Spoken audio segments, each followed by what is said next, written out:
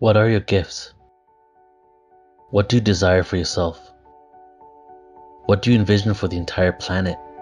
Immerse yourself into the Ascension of the Soul online 2-day conference. Explore your soul's purpose and experience deep connection to all that you are. A collaboration of luminaries here to support you in understanding and remembering your true potential. Brought to you by Soul Search and Portal to Ascension. Now is the time to awaken to our soul's gifts and abilities. Join us October 15th and 16th, 2022.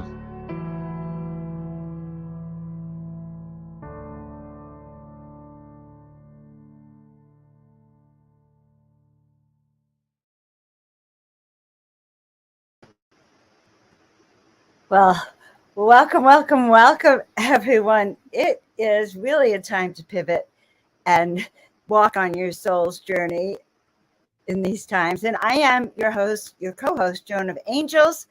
I'm with Portal to Ascension. I'm helping you remember who you are and why you're here on this soul journey, along with my co host, beautiful Tanjila from Soul Search. Hi, Hello, Tanjila. everyone. Hi, Joan. So great to be here with you and so great to be here with everyone today. Hope everyone is having a happy Monday. It is a happy Monday. And, it's a happy time in a sense. Like all the indicators, I think we're going to talk with our guest about it, but also about what we're doing is it's time to reset.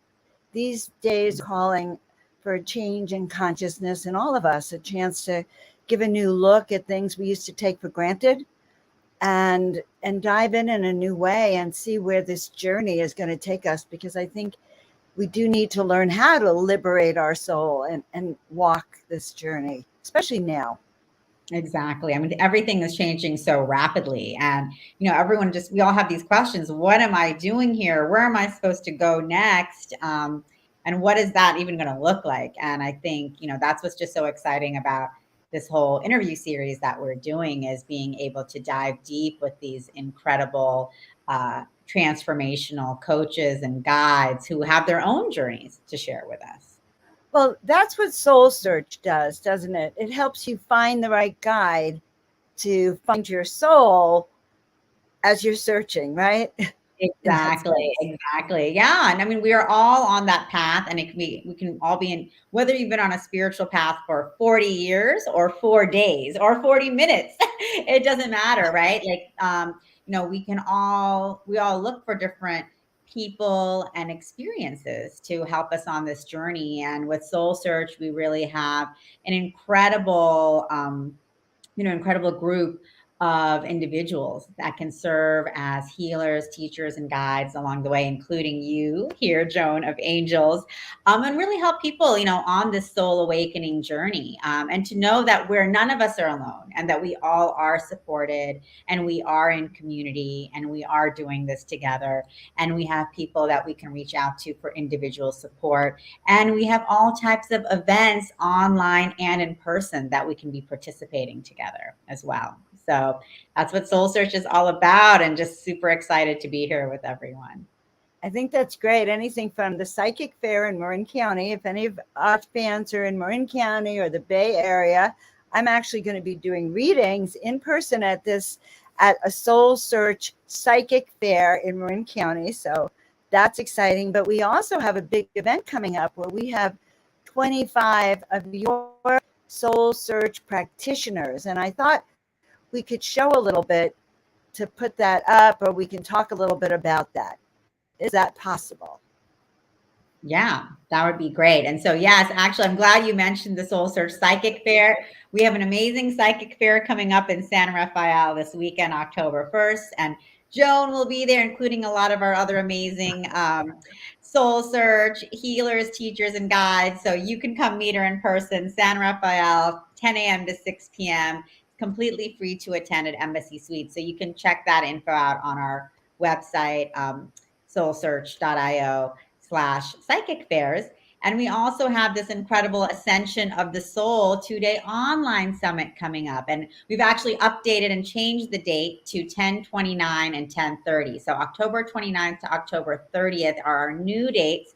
That gives you a little bit more time to prepare, clear your schedule, and really be available to get these amazing downloads about Ascension from all of our incredible speakers and presenters. Again, Joan of Angels will be there, Neil Gar, and India, who you'll be meeting today. Everyone's speaking from a different perspective about Ascension, what that looks like, what you can be doing, how we can be preparing, and what that means for us at the individual level as well as the collective level. Okay, so they can sign up. Tina Marie will put the links to signing up on Portal to Ascension's website. Do sign up so your speakers who feel like we're here to help assist and transform the world can actually do what we came here to do, which is teaching you what you're here to do. And you know what it is, Tanjila? I feel like we're calling our tribe.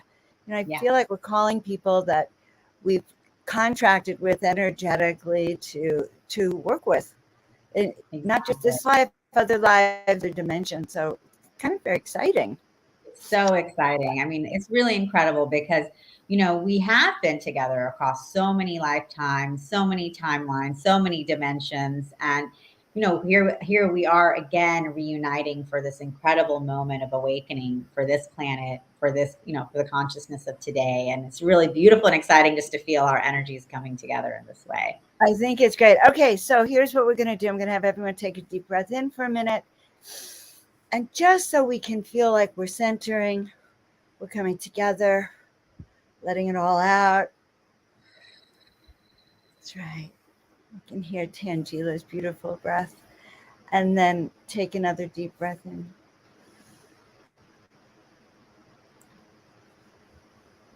And this time, as you're breathing it out, feel the energy through your heart. Feel it coming out through the screen, feeling the energy of this breath coming into your heart. And just feel that for this moment in time, we're one together. We're learning, we're in the flow together, we're in school, we're in training on learning how to be our best self this life. We're learning how to navigate and use the tools that we've been given so that we can remember what we are here to do and step into it. And today, my dearest ones, we have an amazing guest. Tanjila is going to tell you all about her, but the most beautiful name, she's going to talk about liberating your soul self and stepping out of your shadow work, what that is. So Tanjila, tell us all about her. Yeah, so we're super excited to be welcoming India to the show today. And she calls herself a counselor for emerging souls. Isn't that beautiful? India supports others in their awakening process through shadow work, or shadow bliss, as she likes to refer to it. Utilizing her own skill, talents, and gifts as a seer and a behavioral tracker, she quickly and efficiently guides you into a transformational process where you will learn to live more holistically, authentically, and closer to your inner freedom. Bliss. She's humorous, heartfelt, honest, and caring. India ignites the fire within you, supporting your evolution, where you can learn to live with great joy, gratitude, and a peaceful heart, and to experience a new way of being. She's a powerful and amazing teacher, healer, and guide. And just we're super excited to have her join us today so that we can hear about her journey and her soul's work. All right, well, we're going to bring her on. We're going to have a chance to connect. Hi. Hi, India. So Welcome. Very happy to see you here.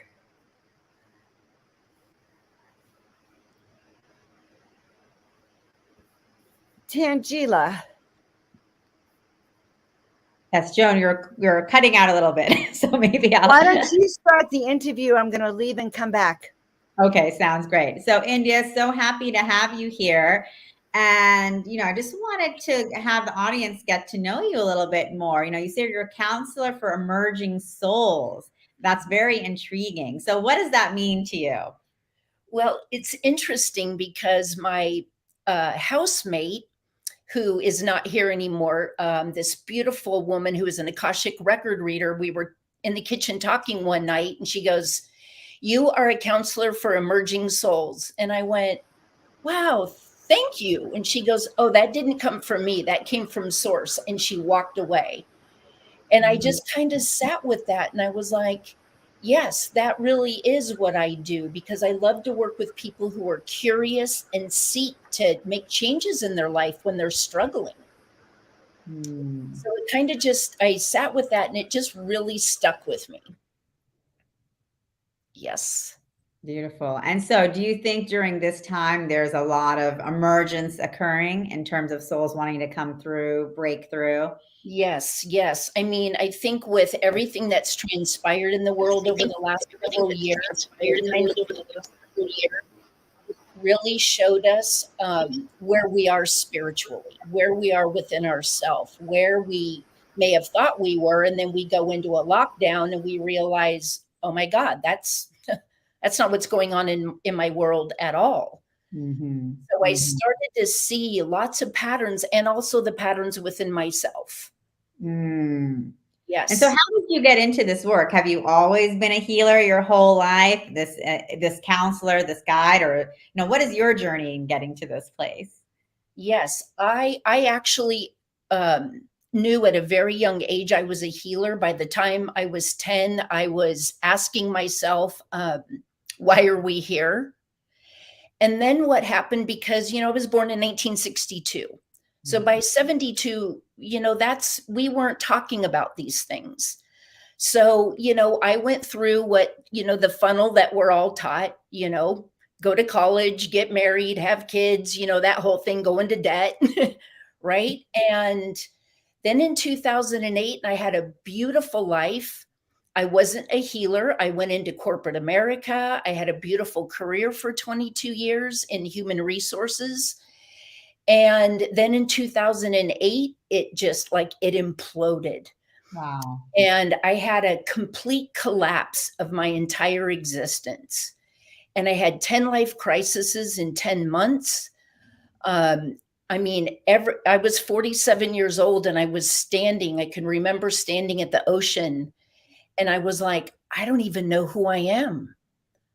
I don't know who I am without all my labels. Corporate America, I'm a woman, I was sober for 21 years at the time, and deep into the rabbit hole of Alcoholics Anonymous, which was a beautiful program for me for 21 years. And I didn't want to go to meetings anymore. I couldn't even understand what was happening. It was like everything just collapsed on me. And I was ungraceful for many years because I didn't understand what was happening. Nobody around me knew what was happening. 3 years later, I started putting my life back together. And I was on a contract in Arkansas with an old boss. And then I was diagnosed with stage 3C breast cancer. Oh my goodness. I went through a year of treatment, and it was just shocking. And it was after my treatment that I had a wake-up call, but I still really didn't know what I needed to do differently. I was still living from the outside in. Sure. And I was like, I know this, but I don't know how to shift this. And of course, the universe rattled my world again. And it put me, I was having complications with my breast reconstructive surgery 2 years after that. And it forced me back to California. And then I started meeting at a yoga studio in Encinitas, California. And my whole life, I started hearing a different language. I didn't know words like compassion and empathy. I'm super empathetic. So what happens is that I built a wall up around myself. Because I could feel and I could see and I track behavior, not intentionally. Sure. And it just kind of started to finally start to shift a little bit. but I was in the dark night of the soul for 5 years. Wow. Wow. And so let me just, because not everyone has heard, and I'm sure some of the people listening have heard Dark Night of the Soul, but what does that mean? Because it gets thrown around a lot. And I don't want to get too specific with you if you don't want to, but like what act, like if you could mention some of the things that happened that really put you into this place, because I think this is important for people to understand, to relate to, because we all, we all go through these kind of transformative times, but in crises times. Yep. And most of us, what happens is, so for me, what I experienced in the dark night of the soul is a complete collapse of your existence. Wow. Mm-hmm. So it was like everything collapsed: financial, emotional, spiritual, mental. My 17-year relationship ended. My mom died. I lost my job. I mean, it was, then I have an illness. I mean, it was just all of it at once. Wow. Like nobody around me could even comprehend, let alone support me. Sure. And yes, the dark night of the soul gets thrown around a lot. And in the experience of it, it's not just one sliver, like, oh, my marriage fell apart, or, oh, I lost my job. It's all of it. Mm-hmm. Like, Wall Street collapsed, and that was one of the 10 things that happened. And I happened to own a lot of rental property at the time, and tenants lost their job, right? Wow. It was a collapse. Sure. I got laid off my job a week before that, right? My mom died. I mean, it was just.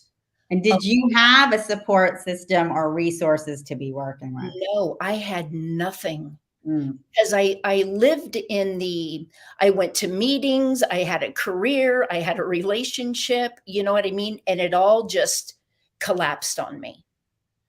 And I did not realize at the time, because I didn't have the tools, I didn't have the knowledge, I didn't have the understanding of anything about vibration or energy. That was foreign to me.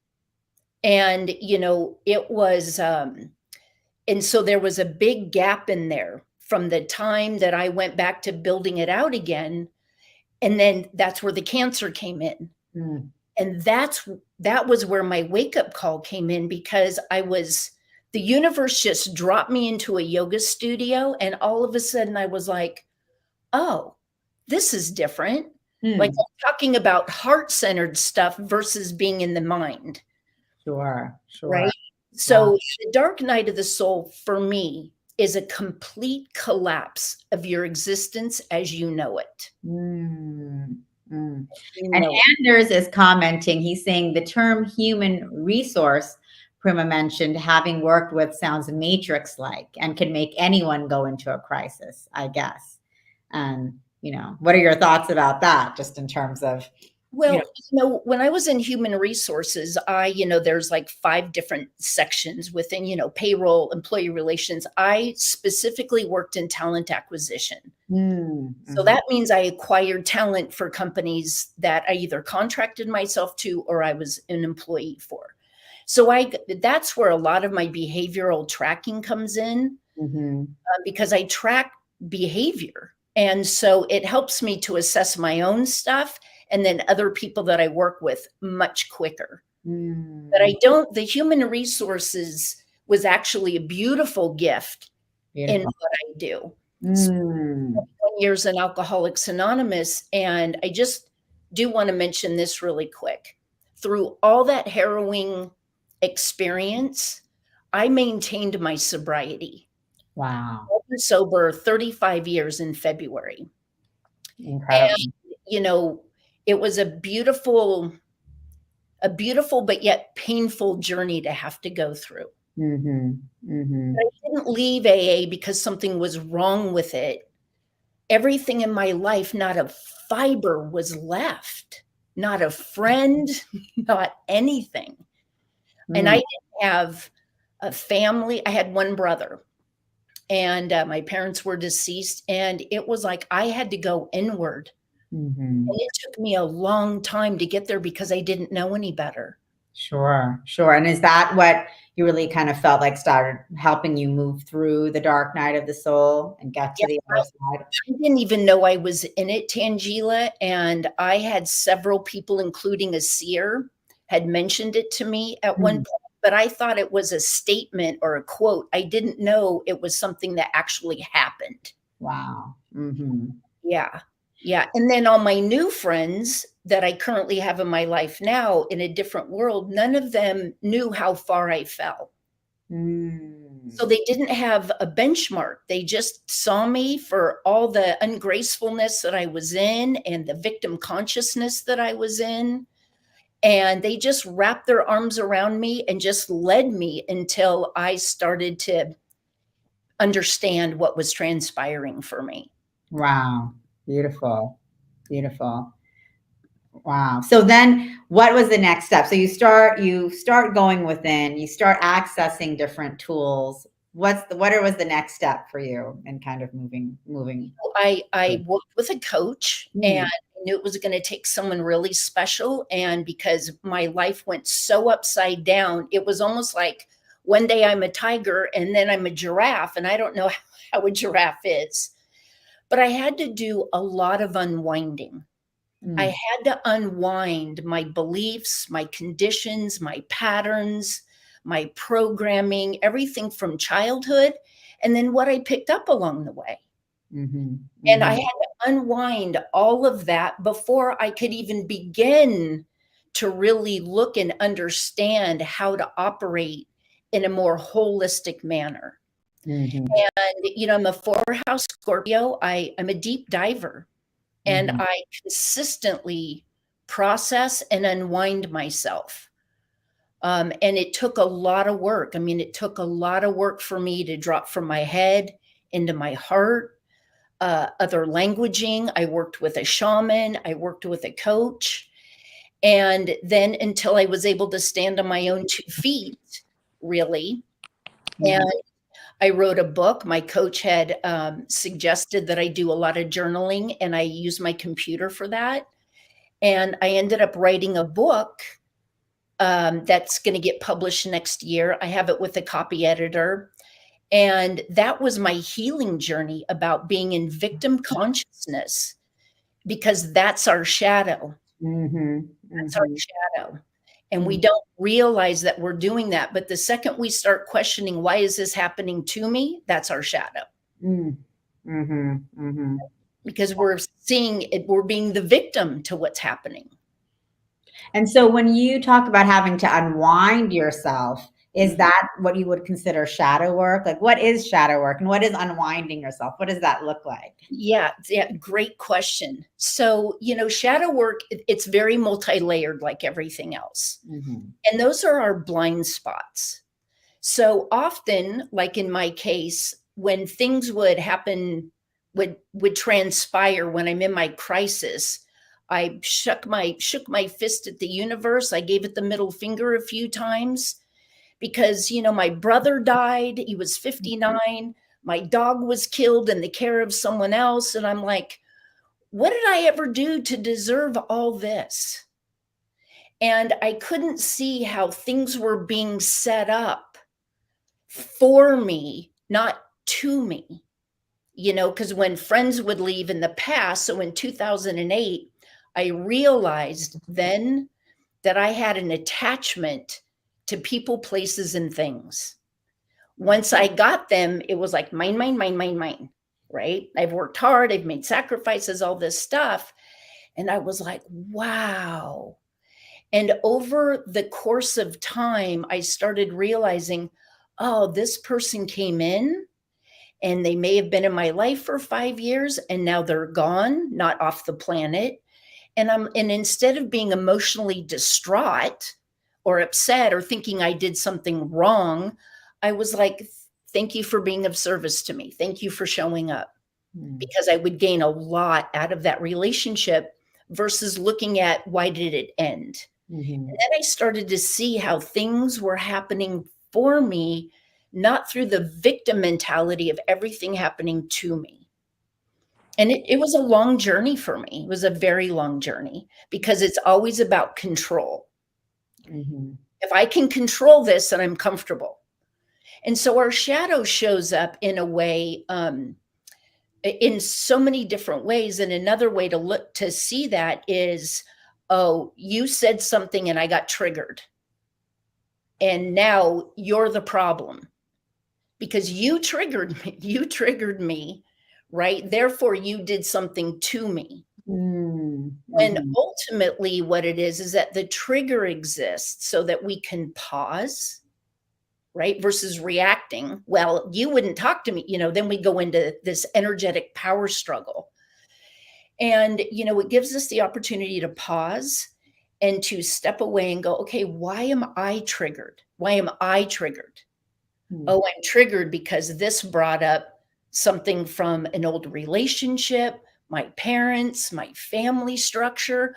Oh, this could be about abandonment for me.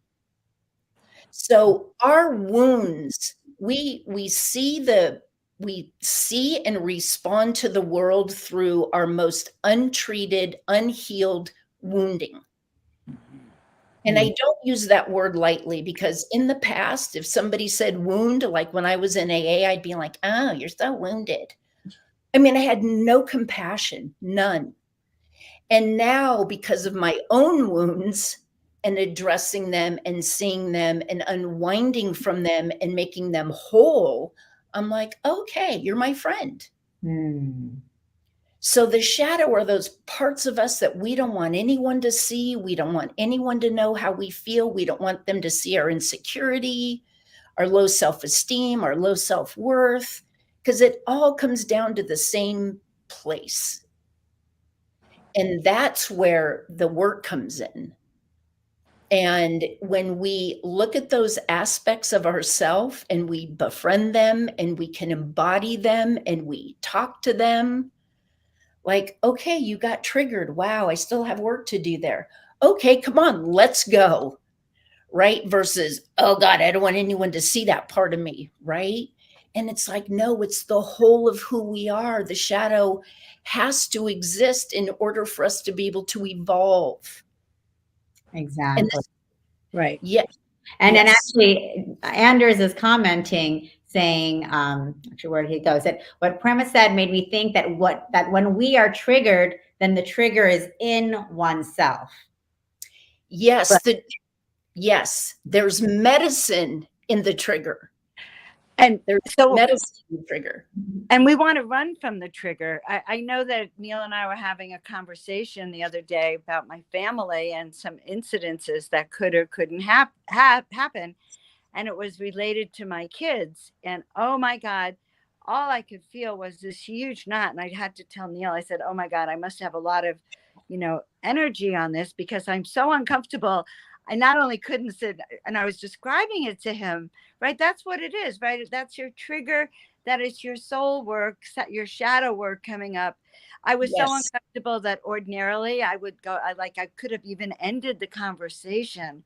Yep. But there was this awareness. Somehow I needed to learn new tools to deal with this.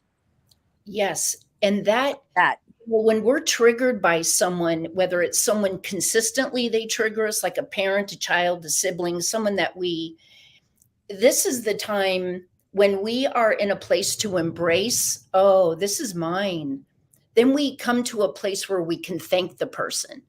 Our teachers are not the gurus. I don't call myself a teacher, a guide, or a Sherpa, but our teachers are always those that rub us the hardest.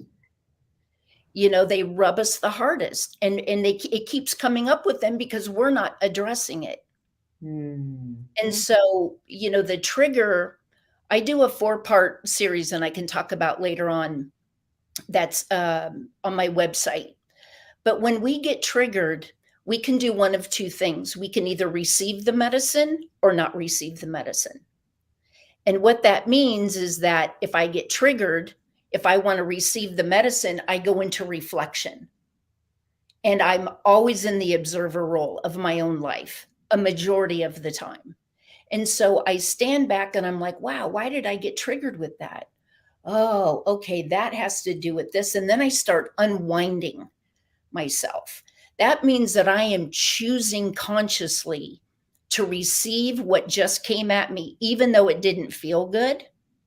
And then when that's the medicine, that's the medicine. When we receive the medicine, the gift in that is that we now create wisdom, because now we're starting to see, oh, I see, this is my stuff. This is mine. The work here on planet Earth is nobody else's work but our own. We don't have a responsibility to anyone for the evolution of our own soul. That's it. And so when we receive that, then we have the gift, and that's the wisdom. And over time we go, oh, I'm triggered. Okay. And then we don't live in that state of being uncomfortable and angry and resentful and pissed off, that we might just dip into it. And then we go, oh, I see that. But that comes with a lot of work, self-assessment. The other way is to be triggered and go, I know I'm triggered. I know what they're saying is true, but I'm not dealing with this right now. Well, there's no wisdom in that. And we will just do it again until we get so uncomfortable, we start to shift. So India, when people are coming to you and working with you, how does this shadow work? And I mean, of course, it's different for everyone. What does that look like, you know, in terms of shadow work or shadow play, as you like to describe? Right. Yeah, the reason I call it shadow play is because the word shadow scares the crap out of everyone, right? I mean, it's the shadow, it's the dark, it's the aspects of us that we ignore, we disown, we don't want to see. And recently, here's an example. 2 people I know, I work with them individually. They're a couple, and they were having a very difficult time. And one of them had been in resistance about the shadow for a year. And every time I brought it up, just in general conversation, it was always heels dug in. And then recently we started working together a couple months ago. And I had the 2 of them sit together as a couple. We did some work. I sat with them for 2 hours, and I started breaking the shadow down. And so one of them would say something, the other one would be like, this is where I get triggered. And I'm like, okay, this is what this means. Let's start unwinding. Why are you triggered? You know, and then all of a sudden they're sitting there going, wow, I'm triggered because, wow, that is from my father. Like that stems from him, you know, not giving me attention, not this, not that. And that got carried into the relationship. So that's just one little piece of it. When we sit in union with someone, it doesn't matter whether it's a partner, a child, a parent.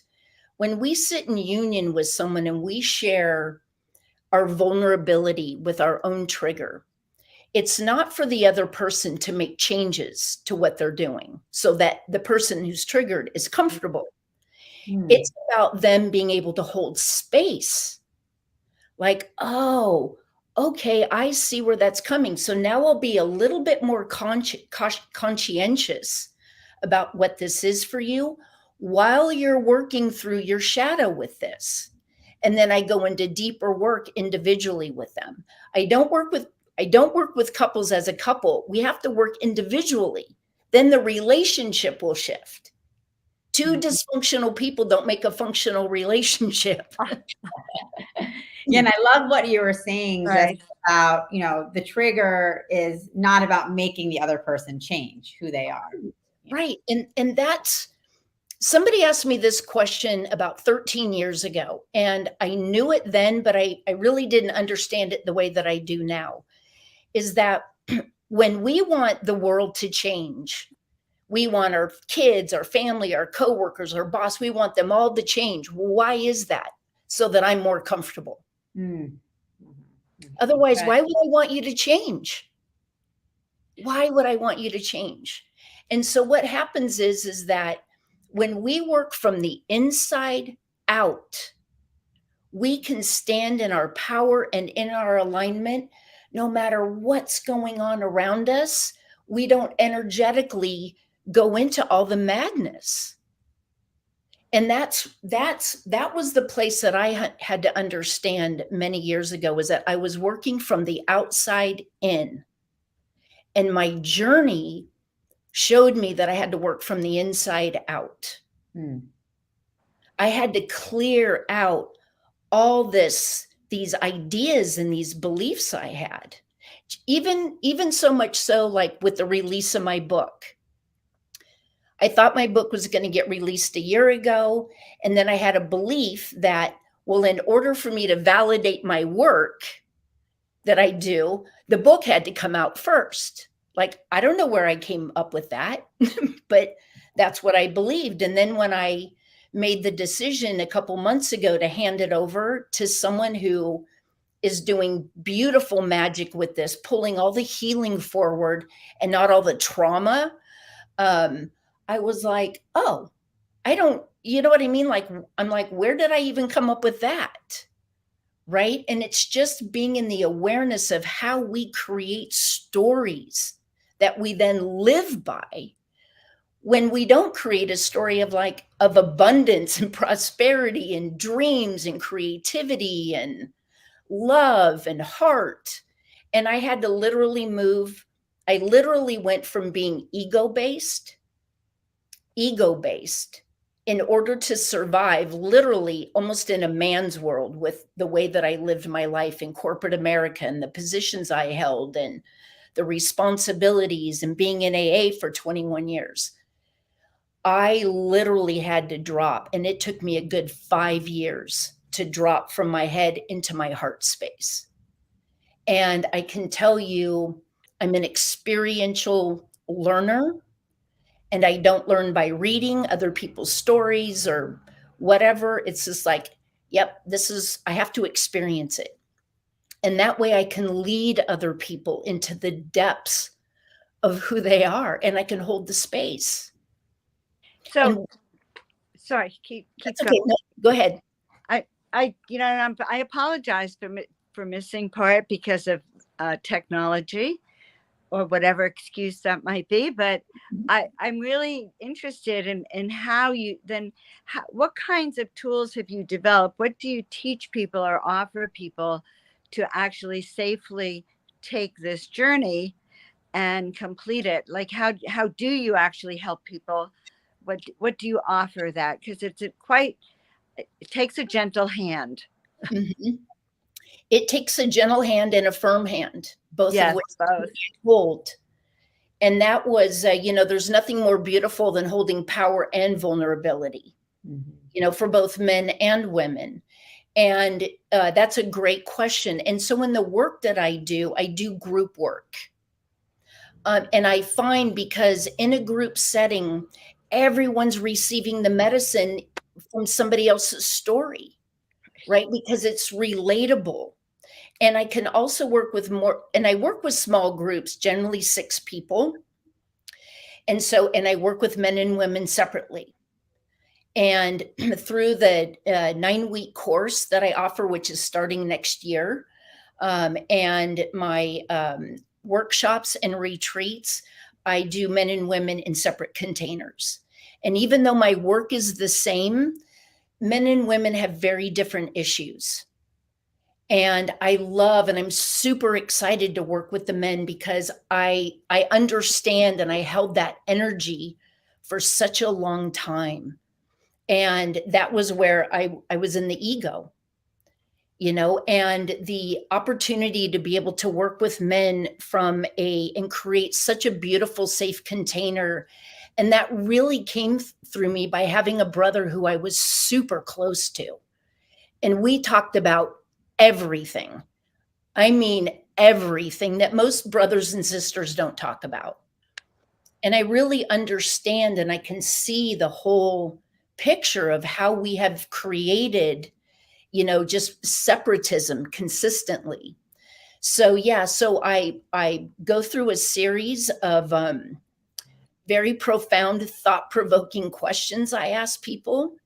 Everything from, what is your fundamental belief system, right? Getting people current. Like, do you know who you are today? Were you perhaps raised Protestant and you haven't been to church for 30 years, but that's how you refer to yourself because you've just been moving along outwardly in life? So I really take people into, where are you today? And then I use people's real, through a permission-based container, that everyone is there. It's like, let's just lay it all out right here. Let's talk about a trigger that you have. Let's unwind that. Let me show you what unwinding yourself looks like, because I want to teach people how to receive their own medicine, not how to, let me go fish for you. Let me show you what you're doing. So I ask for real life quagmires that you're in, or a situation that you are in with a parent or a child or a coworker, and how we can see where there's medicine for you in that. And if I have time to give just one example. So when I lived in Arkansas, I was there for a total of 4.5 years. And the first year I was there, I had what I'm going to refer to as a horrible boss. And in 1 year's time, I gained 60 pounds. I was emotionally eating myself to death. And I hold the record for 6 spud nuts in one day. You know what I mean? And they were like these massive donuts. And what happened is that several years later, I was laying in bed and I sat straight up and I went, oh my God, she totally did her part.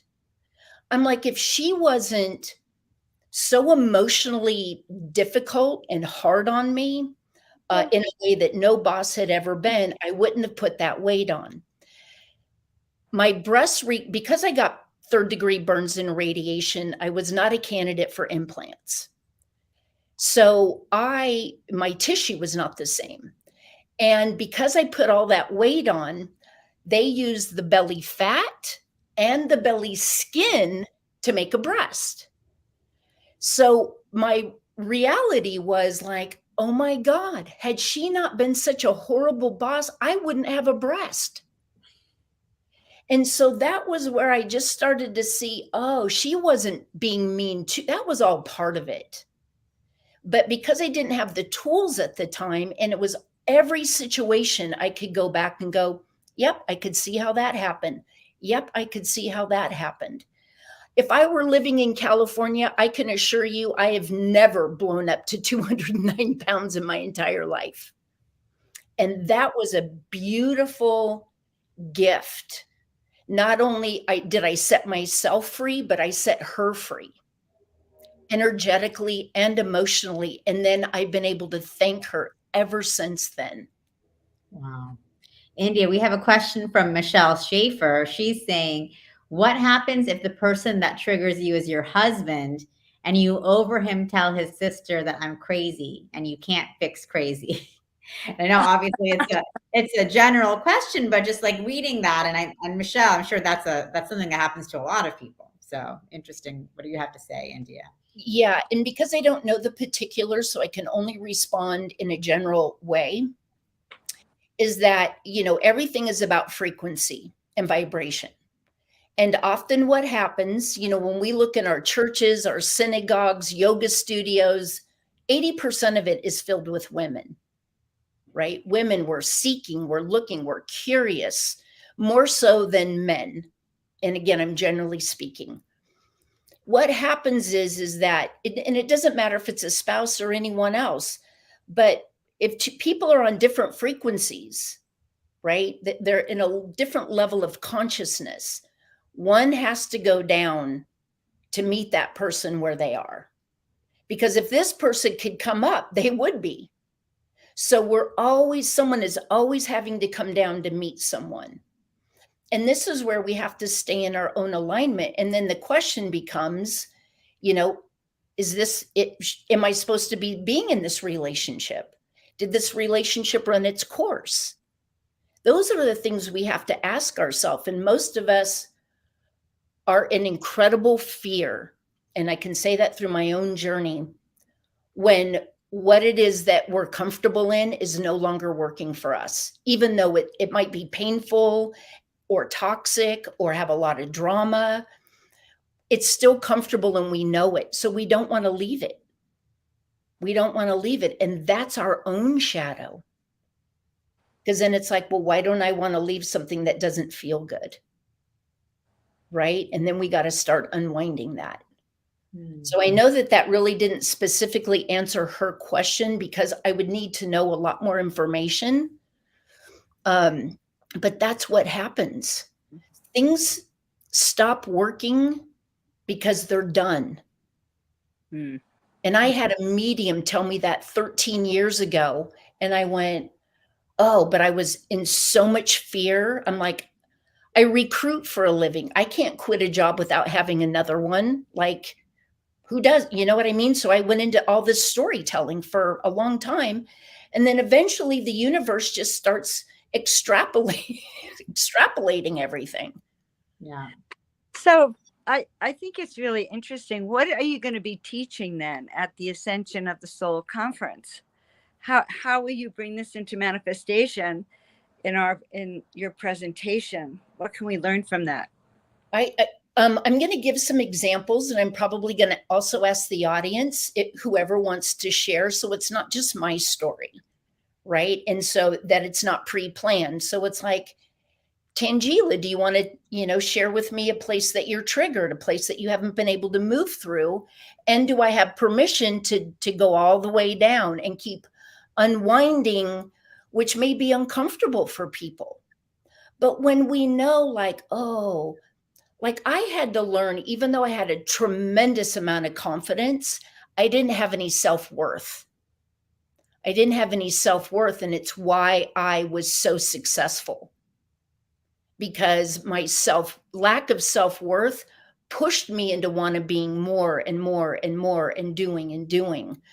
And it wasn't until I didn't have anything to do where I was like, wow, I don't have any self-worth. That's why I work so hard. I didn't have any self-esteem. That's why I work so hard, because I'm an awesome doer for other people. Service is my love language, and I do a lot. And so utilizing people's experience from the event will be really helpful for me to help people to be able to break things down. Mm-hmm. That's where the unwinding comes in. And this is why when you talked about earlier about ascension, and we all have a different way to look at it. Because I've done this myself where I've ascended, but I had shadow and I couldn't stay there. I couldn't hold the ascension. I couldn't hold the vibration. So we can ascend, but then if we can't hold it, we'll just fall right back down. And that's why shadow work is so important. It's like building a beautiful home and your foundation is weak and crumbled and not on stable soil and not level and all sorts of things. And I love to bring it into play, like it's our friend, like give them names. Mm-hmm. Oh, that one gets jealous. Okay, we'll give her a name like, Mustang Sally. You know what I mean? Like, names, find humor, because, and when you're in the darkness and the pain and the sadness, the way that I was, there was no humor with anything. Mm-hmm. But now that I have come through it and I'm in a higher frequency and more expanded, I look back and I'm like, wow, that veil has really lifted in so many ways that I just don't operate in the world the way that I did. Wow. And I love your story, India, because, you are really walking the walk. You're not just talking the talk. I mean, you have walked through the dark night of the soul. You have been through all of this shadow work and you have come to the other side. So it's like you are really able to be there as a compassionate guide, as a compassionate friend, as a compassionate counselor, leading people in this journey as well. Yes. And, working with a couple, to have them come back to me after 2 sessions and they were like, what you shared with us and what you helped us see in our shadow, they were like, that was I have goosebumps. They're like, that is the most profound thing anyone has ever said to us. Wow. I know. And that's where I get my joy, because I know that when we hold ourselves hostage. No one else is doing it. We are holding ourselves hostage. Mm-hmm. Mm-hmm. You know, in such a way, we put ourselves in this really tiny container based on all these stories that we tell ourselves and things we disown and what we don't want to look at.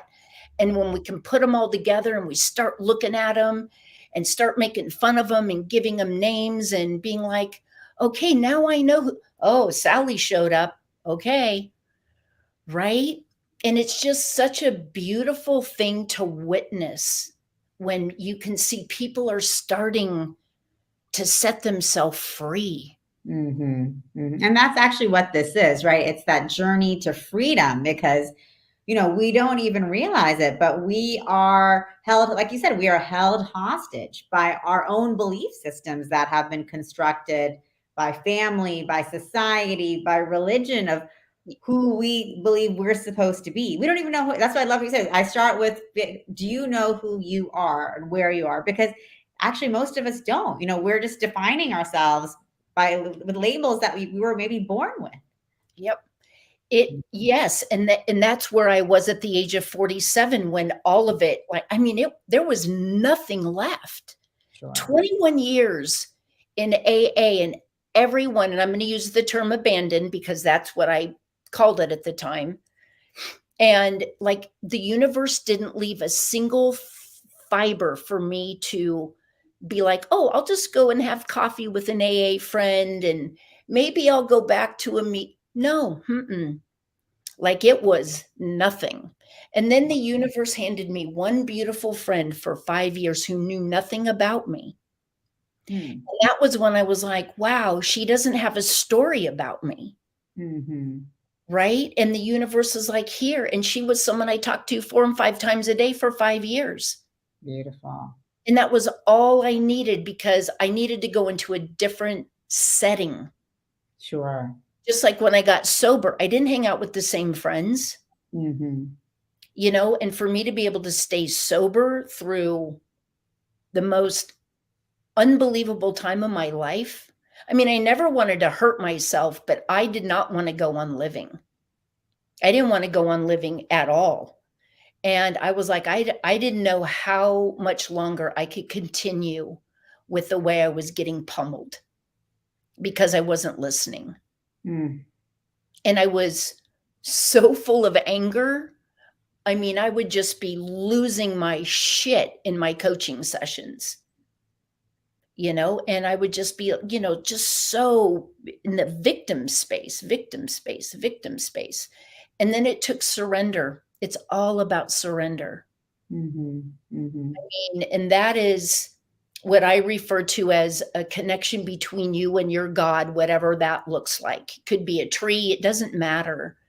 But it's the most cathartic experience of realizing I can let go of this. Yeah. Because we're afraid that if we loosen that grip, I mean, it just makes no sense. Mm-hmm. Mm-hmm. We're uncomfortable and yet we're hanging on as tight as we can. And I'm uncomfortable. I'm not letting go of what's making me uncomfortable. That's the only thing to hang on to, right? Yeah. You're like, this is it. I don't like any of it, but it's all I got. Yeah. And then, what's so beautiful is that through my own journey and talking to and working with a lot of healers over the years, I'm like, there's magic in the mystery. Mm-hmm. If we only use 10% of our brain and I would be doing the same thing I always did if my life would have stayed on the trajectory of exactly where it was. I would look the same. I'd have a different name. I've legally changed my name. Everything about me is different. Beautiful. And I've found the magic in the unknown versus the fear. Because the unknown gives me greater and more beautiful things than I could have ever imagined versus using my I just want that. Mm-mm. And so now I can surrender to, okay, a year ago, I didn't know where I was living. We had to move and it was short notice and I put all my stuff in storage and I'm like, several people were like, where are you living? And I'm like, I don't know, wherever I'm supposed to be. It's not ready yet. And when the time comes where I'm supposed to be in the energy of something, the universe will let me know. And that was how I landed in Sedona. Hmm.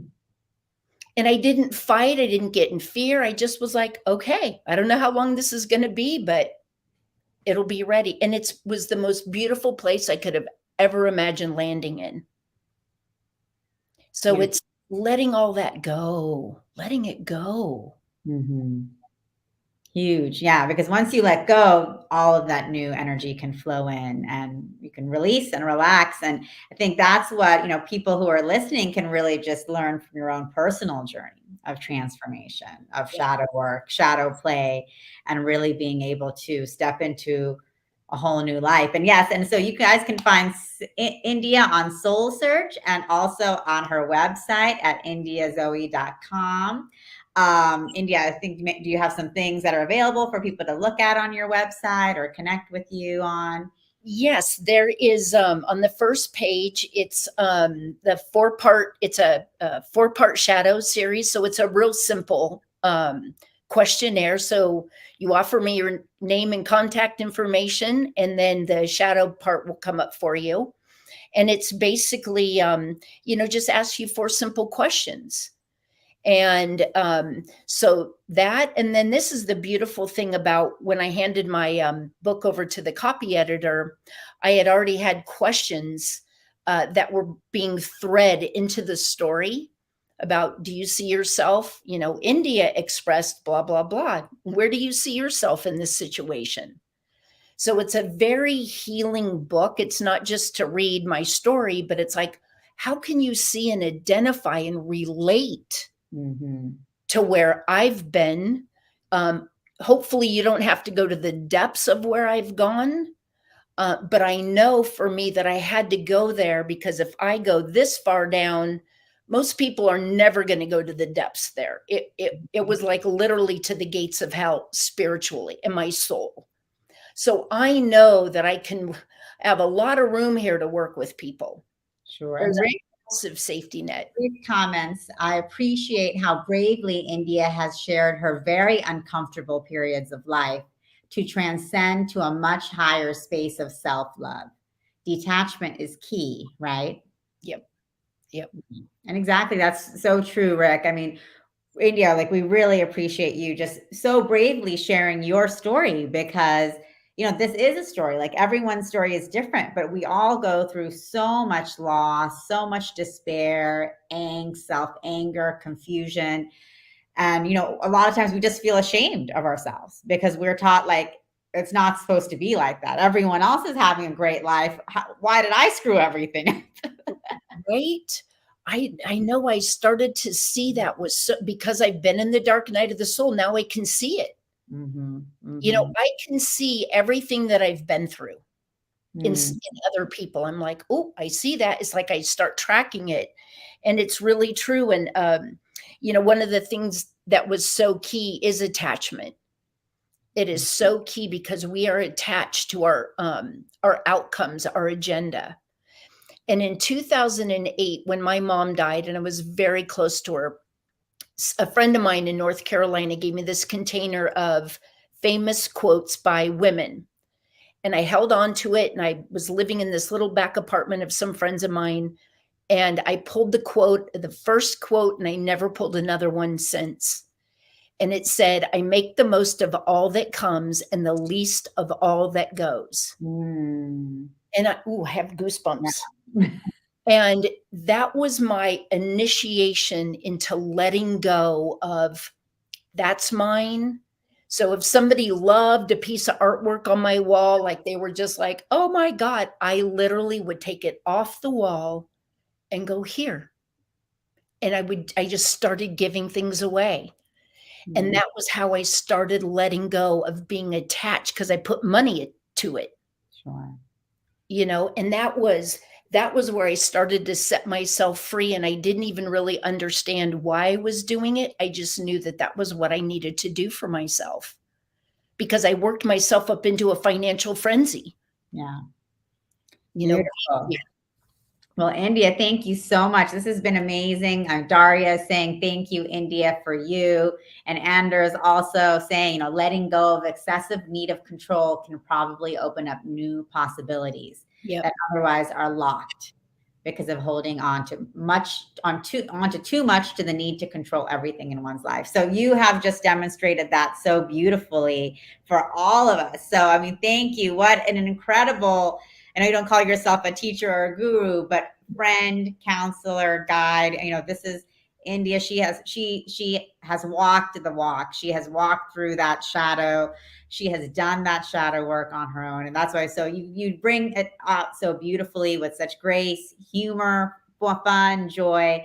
Just, you know, it's great because, you know, we were talking about such heavy, intense triggers and issues, but then just like hearing your story and seeing where you are now just shows all of us like, hey, whatever we're going through, there is a way to get to the other side of that. So thank you, India, for all that you do. And for everyone, you know, thank you for joining us live or on the replay. And you can definitely stay connected with India through Soul Search and her website. And we invite you to continue learning from her and working with her also at our upcoming Ascension of the Soul Conference, October 29th and 30th. So more India, we're excited.